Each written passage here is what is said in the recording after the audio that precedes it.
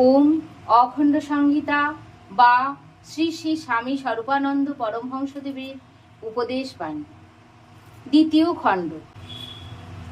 আহার। বাদুর বাগানের মাঠে বিদ্যাসাগর কলেজের জনৈক ছাত্র জিজ্ঞাসা করিলেন, আহারের কি কি নিয়ম পালন করব? শ্রী শ্রী বাবামণি বলিলেন, প্রথম নিয়ম চিবিয়ে চিবিয়ে খাওয়া। দ্বিতীয় নিয়ম প্রতি গ্রাস অন্নের সঙ্গে একটা করে কল্যাণ সংকল্প করা, নিজেরই হোক কি জগতেরই হোক। তৃতীয় নিয়ম ৫-৭ গ্রাস ভাত খাওয়ার পরে পরে স্বল্প পরিমাণে এক এক চুমুক জল পান করা।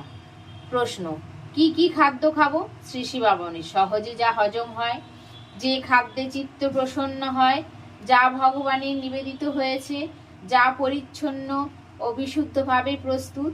প্রশ্ন, নিবেদন করতে প্রতিদিন মনে থাকে না?